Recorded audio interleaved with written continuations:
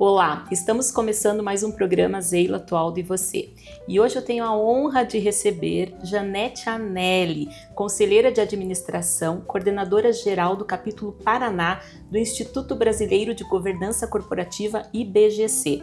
Janete, que honra receber você aqui no meu programa. Muito obrigada por estar aqui com a gente. A honra é minha, Zeila. Eu que agradeço pela oportunidade de falar de um tema que para mim é tão primoroso, né? Governança virou minha segunda paixão no mundo corporativo, então um privilégio estar aqui. Obrigada pelo convite. Eu que agradeço. Então vamos já começando a falar. Claro, nós estamos em TV aberta e talvez muito das pessoas que estão em casa estejam se perguntando o que exatamente é governança corporativa. Conta um pouquinho pra gente o conceito de governança. Tá, eu vou fazer um pouquinho diferente, Zeila, se você me permite. Eu vou Claro. falar um pouquinho da minha própria jornada, como é que a governança entrou, porque eu acho que vai facilitar o entendimento de quem está em casa, né? Então, eu estive no mercado financeiro durante muitos anos, a minha trajetória profissional foi construída na cadeira de finanças, então eu estive como diretora financeira por muitos anos. E dentro das minhas entregas como diretora financeira, a governança foi entrando aos pouquinhos, né? Então, para eu acessar capital de terceiros, por exemplo, eu vou ao banco buscar algum recurso para fomentar o crescimento da minha empresa, ou para capital de giro mesmo, para o dia a dia da operação. E para acessar esse capital, invariavelmente, a governança ela vai acabar fazendo parte desse processo, porque ela vai, obviamente, fazer com que você acesse esse capital mais barato, vamos dizer assim, com spread bancário mais acessível, ou numa estrutura de capital que permita você encaixar isso dentro do teu fluxo de caixa, né? E a governança foi entrando aos poucos, né? Então ela foi entrando por conta desses meus entregáveis enquanto diretora financeira, né? E aí eu fui me apaixonando pelo tema, porque eu sempre falo o seguinte, governança é precificável. O que é isso? Governança eu consigo verificar no final do dia o quanto ele me retorna para a minha empresa, né? Então, e muita gente pergunta, mas governança não é algo que vai engessar a minha empresa, que vai trazer um monte de regras, um monte de procedimentos, uma burocracia infinita? Vai trazer burocracia mesmo, mas isso é para a gente gerar maior segurança para a empresa, para mitigar riscos desse negócio, para a gente antever alguma situação que de repente eu não estou ali olhando no meu dia a dia. Então a governança ela vem muito mais para facilitar do que para engessar. E aí a gente desmistificando um pouquinho a governança, que a governança é só para grandes empresas, capital aberto, empresas listadas na Bolsa de Valores, etc. Não, governança é para qualquer empresa, para qualquer negócio, para qualquer porte, para qualquer segmento, né? Então a governança está lá.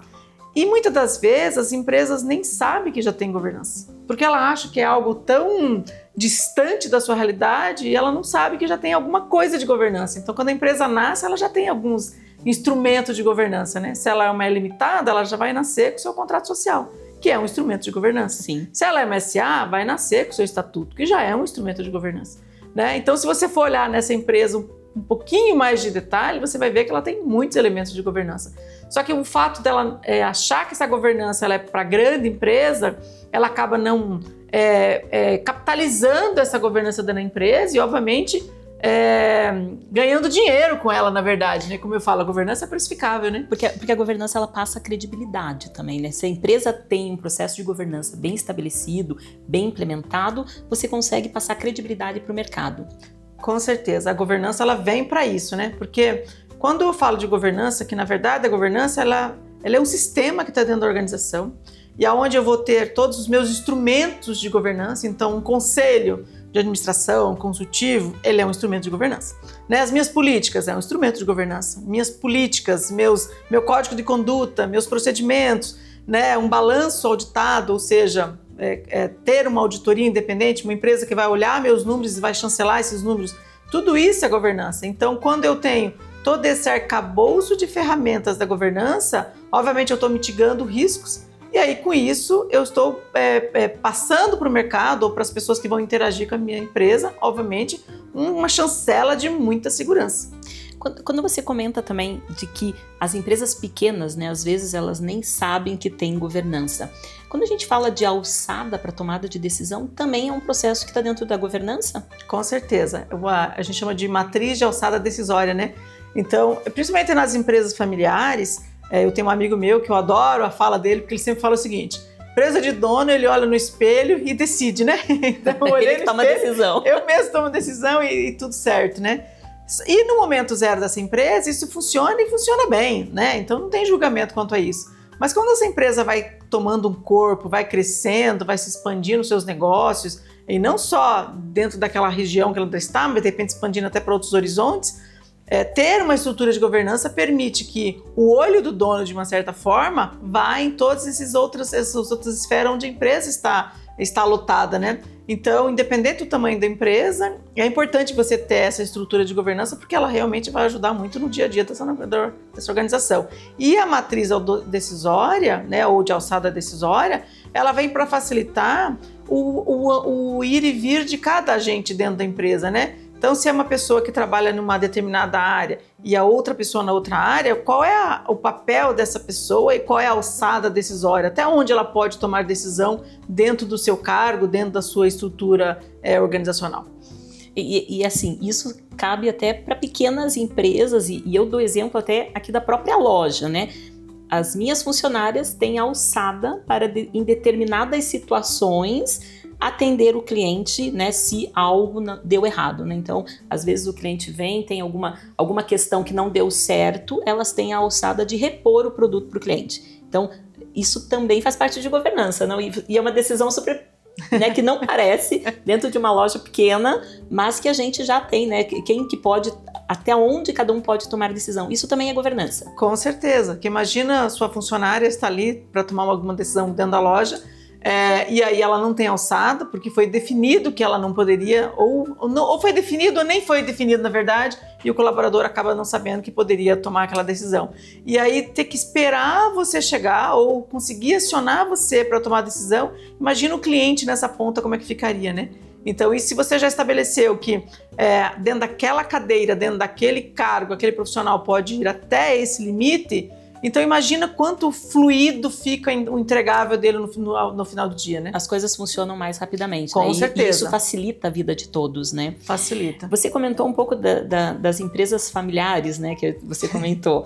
Quais são os desafios das empresas familiares? E a gente fala muito, né? E hoje tem aí, né? Acho que até porque muitas famílias e grandes empresas estão passando de uma geração para outra. E a gente vê que tem ali alguns desafios de sucessão. E a governança corporativa tem ajudado muito a endereçar esses desafios. Comenta um pouco pra gente sobre esses desafios que essas empresas familiares estão passando. Com certeza, Zélia. E assim, hoje, não sei se você tem conhecimento, mas cerca de 90% ou um pouco mais das empresas no Brasil e no mundo não é muito diferente disso, são empresas com estruturas familiares. E aí, um dado bem bacana, né? Porque a gente fica olhando, nossa, então significa que praticamente 90% do meu PIB, de uma certa forma, vem de empresas familiares? Quando a gente olha em estruturas organizacionais, sim, né? Mas aí tem um outro dado que ele chega a ser triste, porque somente 30% das empresas familiares conseguem sair da segunda geração e ir para a terceira geração. Ou seja, 70% das empresas familiares, elas morrem da segunda para a terceira geração. E muito vem por conta do processo sucessório, que ele é falho ou ele é inexistente, né? Porque o fundador ou a fundadora, que para mim não importa muito o gênero, né? Mas a gente entender de fato a situação, primeiro que todos nós somos mortais, né? Não inventaram ainda, né? Com toda a tecnologia a gente não quer que aconteça, mas é a única coisa certa. Ainda né? Eu acho que vai ter ainda, né? Algo que vai mudar nesse mundo, mas por enquanto a certeza que a gente tem é que todos vão morrer, né? E aí não é diferente de um fundador de uma empresa ou de uma fundadora de uma empresa. E preparar essa segunda geração para assumir esses negócios e de fato ser famílias empresárias e não empresas de famílias, que são conceitos diferentes também. Preparar essa geração para assumir o negócio, para levar os valores dessa família, para levar a cultura dessa família adiante e preparar a estrutura de gestão, porque a gente fala, eu vou profissionalizar a empresa, eu vou profissionalizar a gestão, independente se essa gestão será conduzida por um familiar ou será conduzida por um profissional de mercado, como eu fui nas empresas que eu trabalhava, em empresas familiares inclusive. Então, independe de onde que está saindo esse processo de profissionalização, se é da família ou não, né? Mas preparar o sucessor e o sucedido são duas tarefas bem difíceis. Mas acho que o primeiro passo é o fundador ou fundadora entender que esse processo precisa ser feito. Enquanto antes se pensar nisso, você começa a colocar os instrumentos de governança para que você possa fazer esse processo de maneira bem sucedida, né? E aí tem uma infinidade de instrumentos de governança que dá para falar mais. Tem algum momento certo para começar a falar de sucessão? Quando a empresa começa, em algum momento onde já está de um determinado tamanho, ou quando os filhos, né, os herdeiros começam já a se inteirar sobre o negócio? Tem algum momento ou depende de cada empresa? Como que funciona essa... Quando começar a falar de sucessão? Zeila, eu acho que depende de cada negócio, depende de cada estrutura familiar, mas eu sempre digo que quanto antes você começar, melhor. E o melhor momento para se começar, independente se é muito cedo, enquanto os filhos estão pequenininhos ou se quando já estão adultos, é fazer enquanto você tem um ambiente propício para isso, onde há harmonia na família. Quando essa harmonia ela vai se perdendo, certamente você não vai conseguir colocar as regras para fazer esse processo sucessório, porque todos os humanos, nós somos humanos, né? Então o ser humano ali interagindo nesse processo de sucessão, talvez ele não estará tão aberto e aí ele não cederia a alguma situação que você colocaria lá no acordo de sócio, no protocolo familiar, por exemplo, que são instrumentos de governança, e aí você não conseguiria avançar nesse processo de sucessão. Então, quando a família está ainda num ambiente de harmonia, onde todos se relacionam bem, onde todos estão no almoço de domingo, estão com os mesmos objetivos. mesmos objetivos, eu acho que esse é o momento ideal. E tem mais um momento que eu também sempre coloco, que é assim, enquanto os filhos não têm cônjuges. Quando entra a figura do cônjuge, pelo amor de Deus, não estou aqui matando o cônjuge. Não é para deixar de casar. Não é para deixar de casar, né? Ter um cônjuge, mas os cônjuges eles acabam interferindo um pouco. Porque enquanto estão só os filhos ali solteiros, etc., então eles estão dentro desse guarda-chuva do pai e da mãe. Quando tem e a gente chama isso de núcleo familiar, que é o termo técnico para governança, mas quando esse núcleo familiar, um filho que se casa, ele constrói um outro núcleo familiar. E aí, entre ele escolher o núcleo familiar da família, do pai, da mãe, etc., ele vai acabar optando pelo seu próprio núcleo, né? E se tiver filho aqui nesse núcleo já, aí a escolha vai ser certeira para cá. E muitas das vezes os valores que estão nesse núcleo já não são valores que conversam tanto com esse. Sim, porque esse cônjuge ele vem com os valores da família desse cônjuge. E aí eu tenho que combinar esses valores com os valores daqui. E aí é onde eu começo a ter um pouco mais de divergência. Que eu tenho potencial, não que eu vou ter divergência, mas eu tenho um potencial maior de divergência, né? Mas e aí entra a importância da governança. Com certeza. Porque a governança que talvez, né, e aí eu queria que você explicasse um pouco, mas é a governança que endereça essas diferenças entre, né, os novos agregados que chegam na família. Com certeza. A gente tem 2 instrumentos principais aí de governança. Você pode combinar em um só, dependendo do tamanho da tua empresa, da tua estrutura de governança, etc. Mas um primeiro documento, que é o acordo de sócios, se a empresa é SA, ou o acordo de cotistas, se a empresa é limitada. Essa é a única diferença, porque o documento é o mesmo, né? É praticamente o mesmo. E nesse acordo de sócio eu vou estabelecer as regras gerais de convivência entre sócios, né? Desde eu sendo sócio dessa empresa, eu posso abrir uma outra empresa com o mesmo segmento? Não, né? Então, você colocou isso lá no acordo. Quais são as pessoas que vão poder suceder no processo de executivo? Então, eu como herdeiro, porque eu sou herdeiro hoje ainda, não sou o sucessor, né? Então, eu como herdeiro, quando eu for sucessor, quais são os pré-requisitos para eu estar naquela cadeira do executivo, por exemplo? Então, todo esse regramento eu coloco no acordo de sócio ou no acordo de cotistas. E mesmo se, eventualmente, o herdeiro não quiser seguir dentro da empresa, mas qual é o papel dele nessa empresa? Qual é o papel dele nessa empresa? Ele pode ser só um herdeiro no momento zero, né? Porque até que a empresa tenha o falecimento do pai ou da mãe, ele é só um herdeiro nesse momento, né? Mas para ele ser sócio, tem que ter, ou os pais já fizeram a doação das ações ou das suas cotas, ou na verdade ele é só herdeiro nesse momento, só passa a ser sócio, ser dono daquelas cotas ou daquelas ações a partir do falecimento dos pais, etc., dependendo como a empresa estrutura lá o processo, né? Janete, vamos pedir um cafezinho? Nossa, maravilhoso, né? Esse bate-papo tá tão gostoso aqui, né? Um cafezinho vai brindar a nossa conversa um pouquinho mais, né? O que você gostaria? Vai um carioquinha agora, né? Pode ser? Pode, claro. E o seu acompanhamento? Acho que um cookie vai bem, né? Perfeito. Acho que vai. Eu quero funciona um chocotine. Pode trazer um cookie também, vou acompanhar a Janete. Certo, só um minutinho. Tá bom, querida, obrigada. E aí, então, você estava falando do acordo de sócios, né? O acordo de cotista, depender do formato dessa empresa.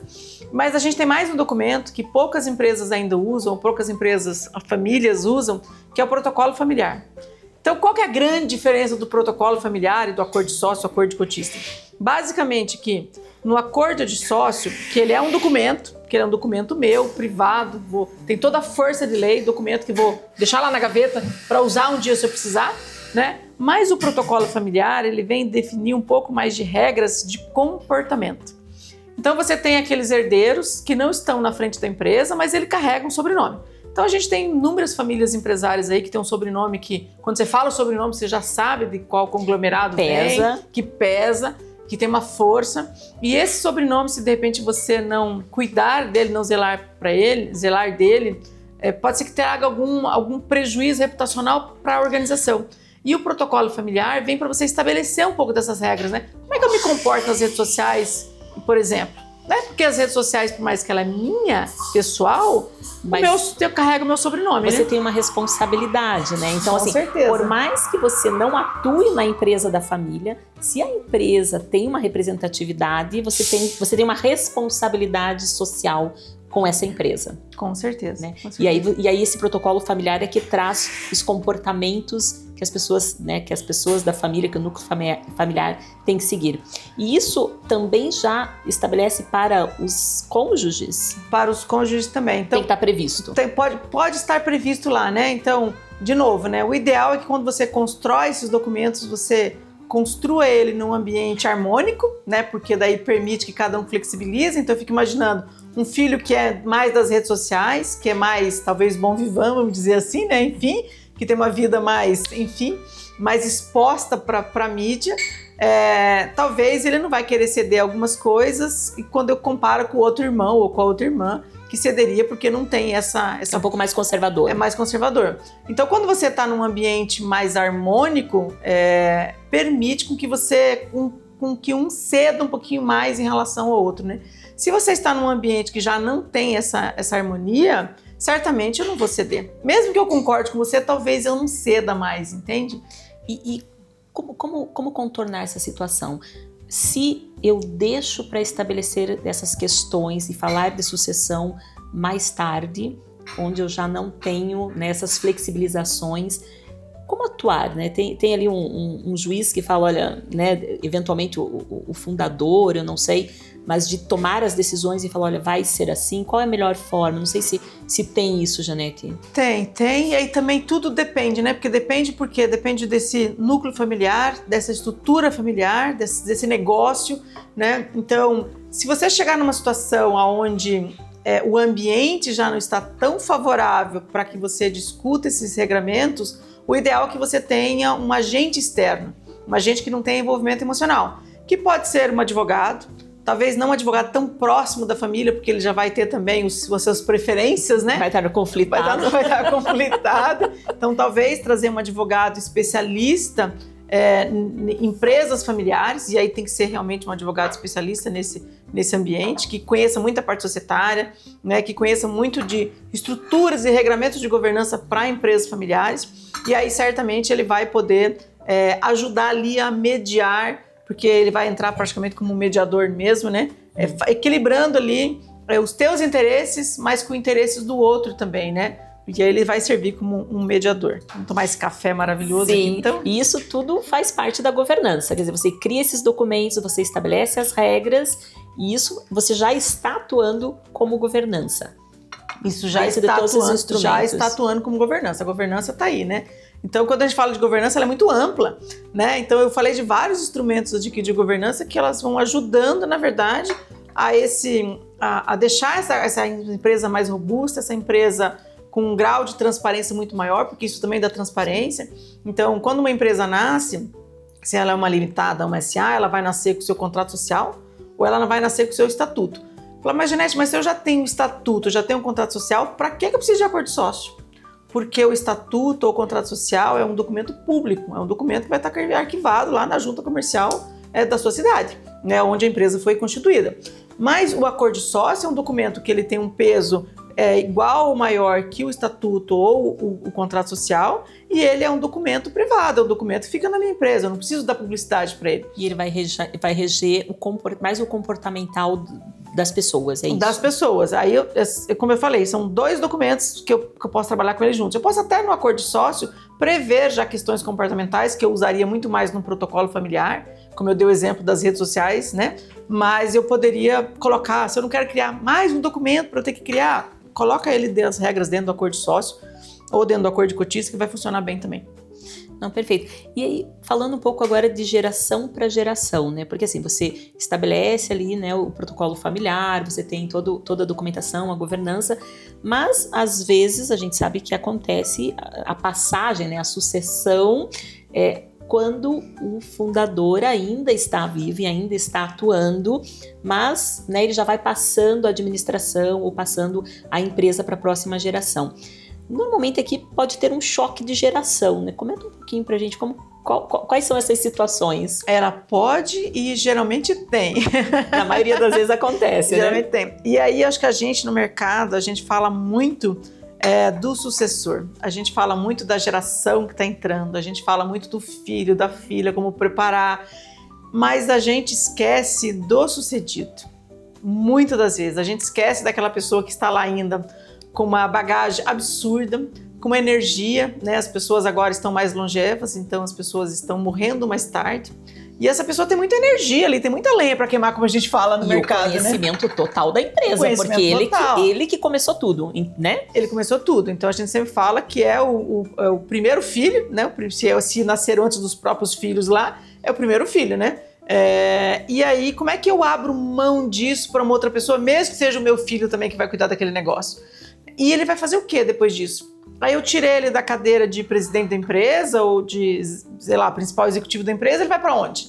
O que ele vai fazer? Ele vai para o conselho? Mas ele já sabe ser conselheiro, ele já sabe qual que é a diferença de estar no conselho e estar na diretoria? Na maioria das vezes ele vai querer executar. Não executar, porque assim, o DNA dele é de empreendedor. Em geral, quem monta uma empresa, quem constitui uma empresa é empreendedor nato, é aquela pessoa visionária. E aí no conselho, talvez, essa veia de empreendedorismo, talvez ele não vai conseguir imprimir tanto, né? Então, como é que eu preparo esse sucedido para poder trabalhar nesse processo, inclusive de servir para que ele sirva de mentor para esse sucessor, inclusive, né? Então, que pode ser filho, mas pode ser um sobrinho, por exemplo. Pode ser que ele não tenha filho, pode ser que ele vai fazer a sucessão para um sobrinho, porque de repente a empresa foi montada junto com o irmão, etc, né? Então é trabalhar. Mas eu acho que primeiro a gente precisa criar um espaço para esse sucedido, para que ele se sinta num espaço de poder ainda, né? Então que espaço vai ser esse? Talvez o conselho realmente um espaço de poder para ele exercitar e estar ainda no dia a dia da empresa. Ele está em algum órgão que represente a empresa, alguma associação que seja ligada ao core business da empresa dele, para ele exercitar esse poder, porque a transferência de poder é uma das grandes dificuldades do sucedido. E, obviamente, preparar esse sucessor, né? E o sucessor, embora a gente fale bastante dessa pauta, o sucessor também muitas empresas acabam não olhando e fazendo as perguntas certas, né? Por exemplo, esse sucessor, ele quer continuar com os negócios da família? Primeira pergunta. Essa pergunta é importantíssima, né? Ele quer, porque ele tem que querer primeiro, né? Ele tem vocação para isso? Às vezes ele tá ali até por uma imposição da família sem ele perceber. Ele acha que ele quer, né? Com certeza. E muitas das vezes ele não quer, talvez ele nem saiba que quer, talvez não saiba do que quer ainda.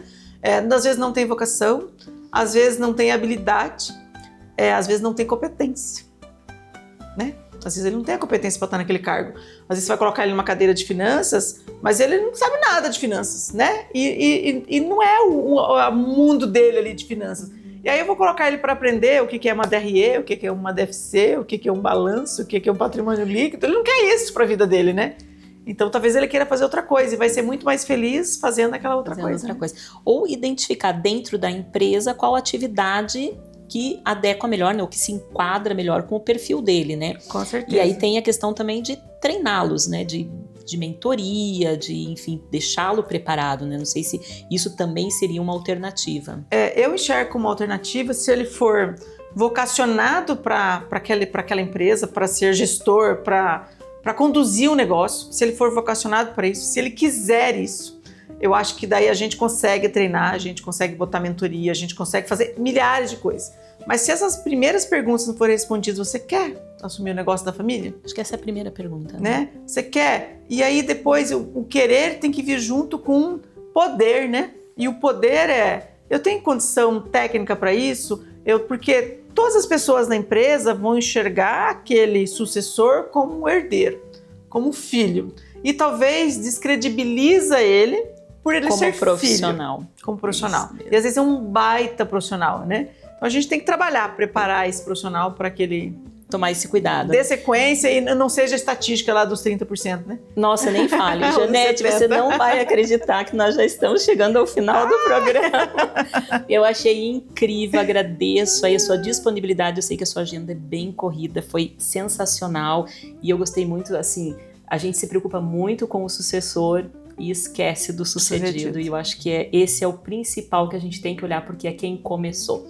Agradeço a sua participação, muito obrigada mesmo. Nós vamos terminar o programa e eu fico por aqui, agradeço vocês. Quero mandar um abraço e um beijo para todos que estão nos assistindo, né? Seja na TV aberta, Rede TV Paraná, em nossos canais do YouTube, do Instagram.